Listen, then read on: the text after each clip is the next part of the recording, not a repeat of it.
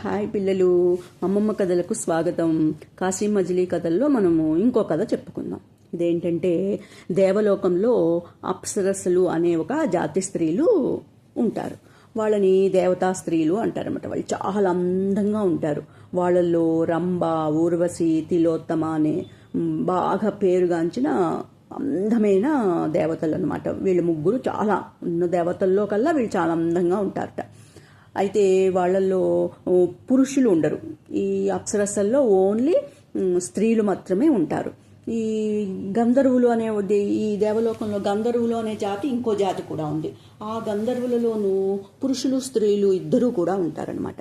ఈ ఈ అప్సరస జాతిలో ఉండే ఈ దేవతా స్త్రీలందరూ వాళ్ళకి ఇష్టమైన వాళ్ళతో చక్కగా హాయిగా వనంలో తిరుగుతూ, తర్వాత ఏమో జలాశయాల్లో జలకాలు ఆడుకుంటూ చక్కగా, అంటే స్విమ్మింగ్ చేస్తూ అనమాట, చక్కగా ఎంతో హ్యాపీగా వాళ్ళు సంతోషంగా వాళ్ళకి కావాల్సిన వాళ్ళతో వాళ్ళు హాయిగా ఫ్రెండ్షిప్ చేస్తూ ఉంటారట. అయితే ఈ బ్రహ్మ, తిలోత్తమ, ఊర్వశి అనే ముగ్గురు చాలా అందమైన వాళ్ళు ఉన్నారు కదా. వాళ్ళలో రంభకి చాలా గర్వము. ఎందుకని? ఆమెకి నలకూబరుడితో స్నేహం అన్నమాట. అంటే చాలా ఐశ్వర్యము, చాలా అందంగా ఉంటాడు అతను అని చెప్పి ఆ అమ్మాయికి చాలా గర్వము. ఈ తిలోత్తమ అనే ఇంకొక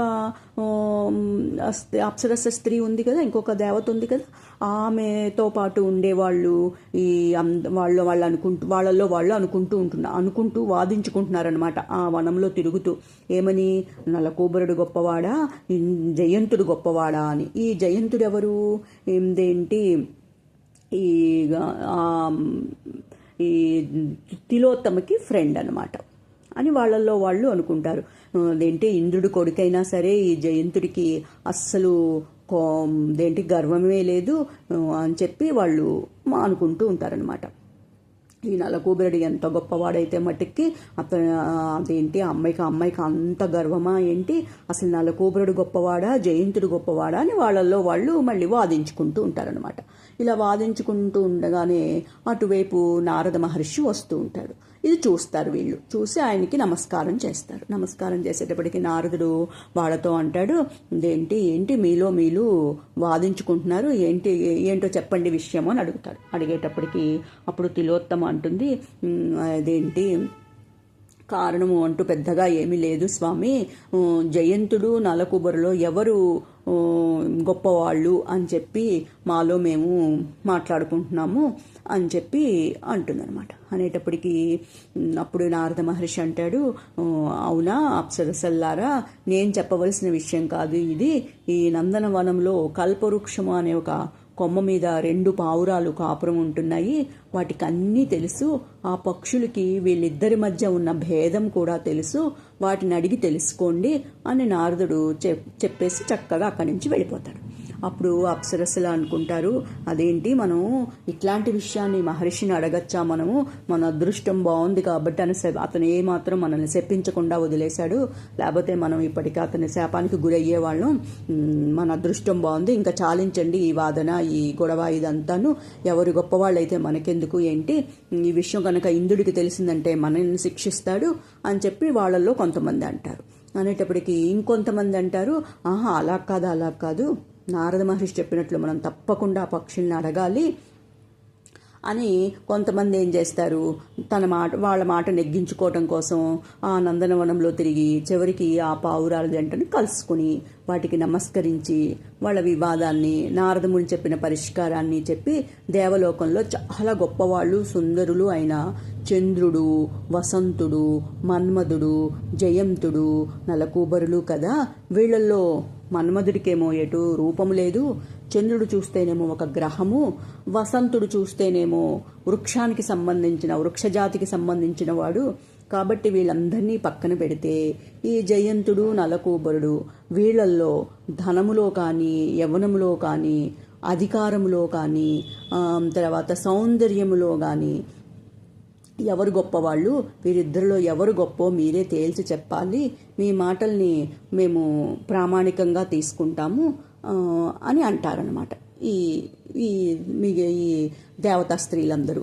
అనేటప్పటికీ ఆ పక్షులు అంటాయి, అదేంటి మీరేమో దేవకాంతలు, అనుభవంతో మాత్రమే తెలిసే ఈ విజ్ఞత, అంటే అనుభవంతో మాత్రమే ఎవరు గొప్పవాళ్ళో తెలుసుకునే జ్ఞానము మాకెక్కడుంటుంది?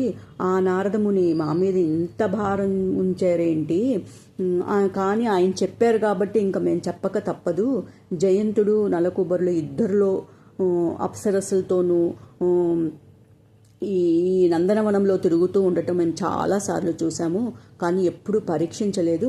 ఒక్క 2 నెలలు కనుక గడువిస్తే మేము వాళ్ళని పరిశీలించి కనిపెట్టి మీకు చెప్తాము అని ఈ పక్షులు అంటాయన్నమాట. అనేసేపటికి వాళ్ళు సంతోషంగా అలాగే అని చెప్పి ఆ పక్షులు అలా చెప్పేటప్పటికి ఈ దేవతా స్త్రీలు ఏం చేస్తారు, వాళ్ళ వీళ్ళకి వాళ్ళు వెళ్ళిపోతారు. ఈ కల్పలతకి ఈ పక్షి చెప్తూ ఉంటుందన్నమాట. కల్పలత దగ్గర ఉన్న పక్షి ఈ విషయము, ఈ కథ చెప్తూ ఉంటుందన్నమాట కల్పలతకి. అప్పుడు కల్పలత అంటుంది, పక్షిరాజా, మీ జాతి పక్షులకి ఎంత గౌరవము చూసావా? నారదముని అంతటి ఆయనే మీ పావురాల్ని అడిగి తెలుసుకోండి వాళ్ళిద్దరిలో ఎవరు గొప్పవాళ్ళో అని మీ తెలివితేటలకి మెచ్చుకొని మిమ్మల్ని న్యాయ నిర్ణేతలుగా పెట్టాడు. మీ జాతి ఎంత మంచిది అది అని చెప్పి అంటుందన్నమాట. అని అయితే చెప్పు తర్వాత ఏం జరిగింది అని అడుగుతుంది. అడిగేటప్పటికి అప్పుడు ఆ పక్షిరాజు అంటాడు, అయ్యో కల్పలత, నీకు ఇంతకంటే ముందుకి నేను ఇంకా కథ ఏమి చెప్పలేను, నాకు ఇంతవరకే తెలుసు. జయంతుడు నలకూబరులో ఎవరు గొప్పవారో తెలిసిన కథ నాకు తెలీదు, నా జోడు పక్షికి మాత్రమే తెలుసు అని చెప్పి అంటుందన్నమాట. అనేటప్పటికీ ఈ కల్పలత, అయ్యో అదెట్లాగా, మరి జరిగిన కథ ఎలా తెలుస్తుంది, నీకు నిజంగా తెలియదా, అసలేయో గొప్ప చిక్కే వచ్చిందే, మరి ఎట్లాగా అని చెప్పి ఆలోచించి ఏం చేస్తుంది, గబగబా చెలికెత్తల్ని పిలుస్తుంది అనమాట. పిలిచి, మనము పులిందుడికి గడివిచ్చి చాలా రోజులు అయిపోయింది, ఈ జోడు పక్షికి మన దగ్గర ఉన్న ఈ పక్షికి జోడు పక్షి అతని దగ్గర ఉందని మనకు తెలిసింది కదా, ఎంత డబ్బైనా సరే ఇచ్చి ఆ పక్షిని తీసుకురమ్మని కబురు పంపించండి అని చెప్పి అంటుందన్నమాట. అనేటప్పటికి వాళ్ళు వెళ్ళి రాజుగారితో చెప్తారు. రాజుగారితో చెప్పేటప్పటికి రాజు బోళ్ళంత డబ్బులు ఇచ్చి తన సేవకుల్ని ఆ పులిందుడి దగ్గరికి పంపిస్తాడు. ఈ రాజభటులు ఆ కిరాతకుడి ఇంటికి వెళ్తారు. వెళ్ళి ఈ వసుపాలుడు రాసిచ్చాడు కదా, ఒక లేఖ రాసిచ్చాడు కదా, ఆ లేఖని వివరిస్తారనమాట. అప్పుడు ఇతను ఏం చేస్తాడు, తన కూతుర్ని కొడుకుని పిలుస్తాడు. పిలిచి అతని దగ్గర ఉన్న పక్షులన్నింటినీ పంజరాల్లో పెట్టి ఆ పక్షులకి సరిపడా డబ్బు తీసుకుని వత్సపాలుడికి అతను కూడా ఒక లెటర్ రాసి ఇస్తాడు. అందులో ఏమని రాస్తాడు, మహారాజా, మీరు రాసిన ఉత్తరం అందింది నాకు, నా దగ్గర ఉన్న అన్ని రకాల పక్షుల్ని డబ్బు తీసుకుని మీ బట్టలకి ఇచ్చి పంపిస్తున్నాను, కానీ మీరు కోరిన వింత పక్షి ఉంది చూసారా, అది నా పిల్లలు కూతురు కొడుకు పెంచుకుంటున్నారు, వారు మీరు ఎంత డబ్బు ఇచ్చినా సరే దాన్ని మీకు అమ్మనియ్యరు, వాళ్ళు పెంచుకుంటున్నారు. మీకు ఆ పక్షి కనుక, మీ దగ్గర ఉన్న పక్షి కనుక అవసరం లేకపోతే ఈ 2 పక్షుల్ని ఒకే చోటికి చేర్చాలనే ఉద్దేశం మీకు కనుక ఉంటే ఆ పక్షిని కొన్న ధరకి నేను రెట్టింపిస్తాను, మీరు నా దగ్గరికి ఆ పక్షిని పంపించండి, ఇలా రాయటానికి నేను చాలా సాహసిస్తున్నాను, నేను తప్పు రాసుంటే కనుక నన్ను క్షమించండి అని చెప్పి ఇతను కూడా లెటర్ రాసి, ఈ కిరాతకుడు లెటర్ రాసి ఆ రాజుకి పంపిస్తాడనమాట. ఆ భటులకి ఇచ్చి పంపిస్తాడు. ఆ భటులు ఆ ఉత్తరాన్ని తీసుకెళ్ళి మహేంద్ర నగరానికి వెళ్తారు. అది ఆ లెటరు ఈ కల్పలత అంతఃపురానికి పంపిస్తారు. పంపించేటప్పటికి ఈ కల్పలత ఉత్తరాన్ని చూసి కొంత బాధపడుతుంది అనమాట. అయ్యో ఇదేంటి, మనం ఆ జోడు పక్షిని తీసుకొచ్చి ఈ పక్షితో కలుపుదామనుకుంటే ఇదేంటి ఇట్లా అయింది అని చెప్పి తన స్నేహితురాలతో చెప్పుకొని బాధపడుతుంది అనమాట. బాధపడి వాళ్ళ పిల్లలు పక్షిని అమ్మనియట్లేదుట, వాళ్ళ ఇంట్లోనే ఉందిట పక్షి, దీని జోడు పక్షి, కానీ వాళ్ళు పెంచుకుంటున్నారట, వాళ్ళేమో ఇవ్వటానికి ఒప్పుకోవట్లేదుట, మన పక్షినే కొంటారట వాళ్ళు, అదేంటి ఎట్లాగా అని చెప్పి, మన కోరిక ఎలా తీరుతుంది అని చెప్పి ఉపాయం ఎలాగా ఏం చేయాలని ఆలోచిస్తూ ఉంటారనమాట. అప్పుడు ఆ ఫ్రెండ్ అంటుంది, ఇదేంటి పక్షిని వాళ్ళు అమ్మనివ్వట్లేదని మీకెందుకు అంత కోపము, వాళ్ళు మాత్రం నీలాంటి వాళ్లే కదా, మీ తండ్రి గారికి నీ మీద ఎంత ప్రేమ ఉందో ఆ పులిందుడికి కూడా తన పిల్లల మీద అంతే ప్రేమ ఉంటుంది కదా, ఇందులో తప్పేముంది, కాకి పిల్ల కాకి ముద్దు కదా అని అంటుందన్నమాట. అనేటప్పటికీ అయ్యో అది కాదు, నేను వాళ్ళని ఏమీ అంటలేదు, జరిగింది చెప్తున్నాను అంతేను. ఆ పక్షిని ఇక్కడికి తీసుకురావాలి, తర్వాత కథ ఏంటో దాని ద్వారా వినాలి అని నేను ఆ పక్షిని తీసుకురావాలి, ఇద్దరిని కలపాలి అని ఆలోచిస్తున్నాను అంతేను. అదేంటి అని అంటుందన్నమాట. అనేటప్పటికి అప్పుడు ఈ కల్పలత సరేలే ఏదో ఒకటి ఆలోచిద్దాము, ఏదో ఒక ఉపాయం ఆలోచిద్దాము అని చెప్పి అతనికి ఒక ఉపాయం ఆలోచిస్తారనమాట. వీళ్ళిద్దరు ఆలోచించి అంటారు, ఇక వాళ్ళకి ఎంత డబ్బు ఇచ్చినా సరే మనం నష్టం ఏమీ లేదు, వాళ్ళు డబ్బుకి అమ్ముడుపోయే లక్షణం వాళ్ళకు ఉంటుంది.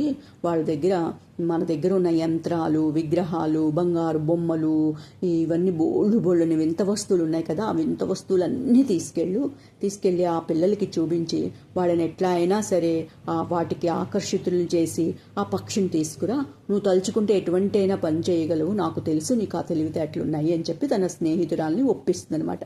ఒప్పించి తండ్రి గారి దగ్గరికి చెప్పి ఆ మహారాజుతో చెప్పి ఆ వస్తువులన్నీ తీసుకొని, ఆ వింత వస్తువులన్నీ తీసుకొని ఈ అనుచరులతో పాటు పులిందుడి ఇంటికి ఈ స్నేహితురాలు వెళ్తుందనమాట.